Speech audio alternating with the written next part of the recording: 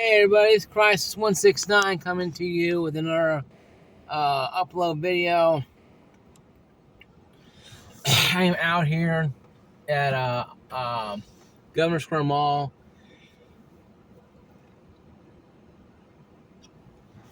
Governor Square Mall, Clarkston, Tennessee. And I'm here to come to you to talk about the state of gaming. And the state of gaming is like this, folks. We are in some dire straits right now. The state of gaming, guys, is in some dire straits. Now more than ever.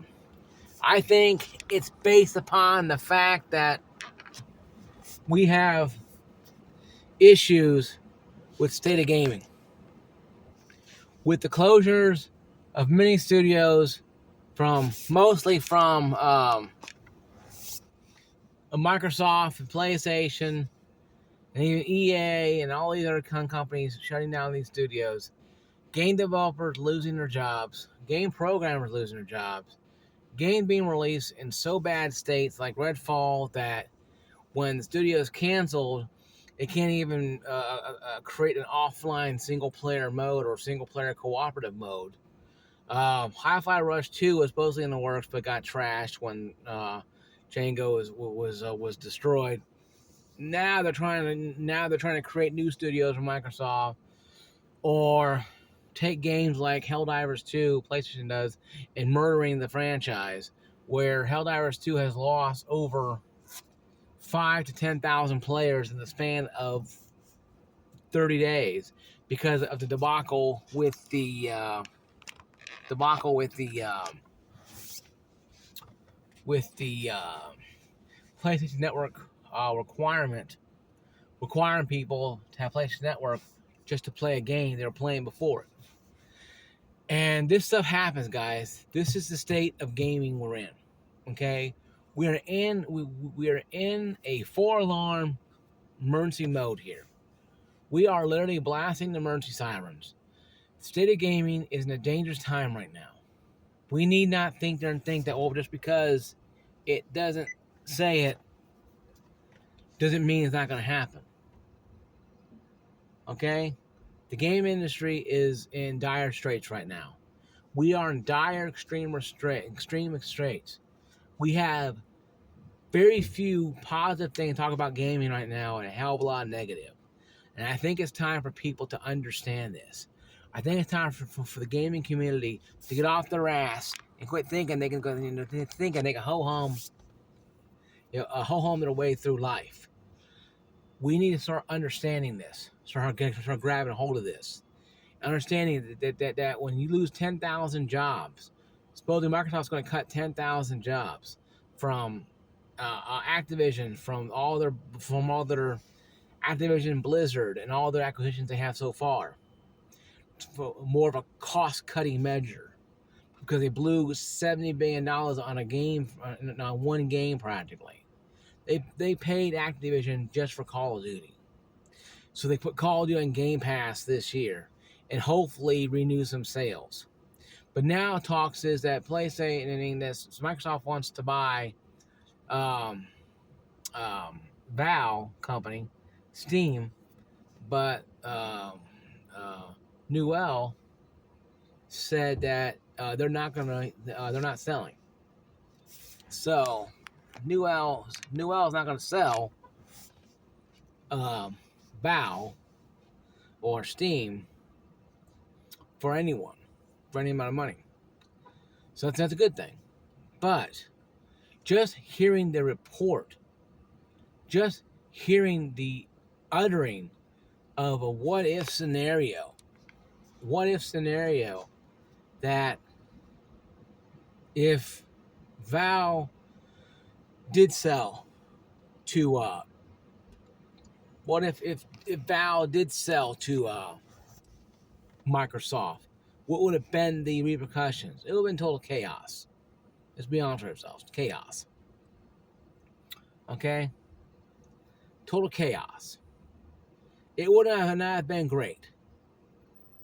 It would have been bad. Total chaos. Okay? And that's being, and that's being light about it. That's being very lighthearted about it. I think if we had it that way, it'd be a lot more dangerous than it is right now. I think the chaos would cease gaming to exist. And right now we're seeing the Xbox community lose their minds. We're seeing state of gaming going down the toilet. We're seeing gaming consoles just not selling like on the Xbox, for example. Even PlayStation sales have kind of slowed down a little bit. The Switch is still selling very well, only because it's a hybrid handheld system that is selling well to people like Mario and Zelda, and they play these games. The games are fun, so people buy them and play them. But, there's a big but here. Nintendo is the only one that seems to be kind of immune to this right now. That their studios are doing well. Their games are selling decently. They don't have to worry about the Call of Duties and the Helldivers 2s and the Battlefields. And all they have to worry about is pumping out some Mario games with the Mario characters on it. And people buy this stuff. No, they buy this stuff. They buy this. And they buy it in droves. And people know this. And Nintendo knows this. Nintendo knows what people buy. Okay? So, state of gaming as a whole, we are in dire straits. We're in dire straits. We have issues. There's turmoil going on in the gaming community right now. People are uneasy and unsure about what the hell is going to happen to their favorite companies and favorite franchises. And they don't know who to turn to. They have no clue who to talk to. They don't know where to go because no one is telling them anything. And I think it's up to us, myself as a content creator, to tell people that yes, the state of gaming is bad. Yes, the state of gaming is terrible. Yes, the state of gaming is in turmoil. Yes, we don't know if Microsoft's going to pull the plug on Xbox completely and call it just Microsoft Games and just call it a day. They already changed the Xbox Game Pass to Microsoft Game Pass Ultimate. So they're changing everything around. So to say that Microsoft won't get rid of Xbox is kind of silly. But what they do? What happened they did? Well, later tonight, I'm going to make a part 2 of this video here, explaining in greater detail what I think what will happen if Xbox or Sony decides to create or stop creating consoles. And maybe even Nintendo for that matter too. I think Nintendo is the... If you look at the European Union, you have like 4 or 5 nations that are permanently in that. If you look at the gaming European Union or the gaming union, Nintendo is one of the anchors of holding that together.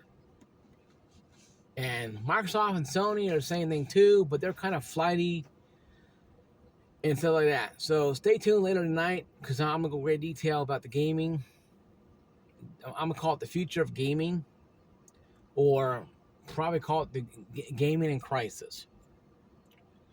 Either way, it's going to be something. And you stay tuned for that. Okay, guys, it's Crisis 169. Like, subscribe, and ring that bell.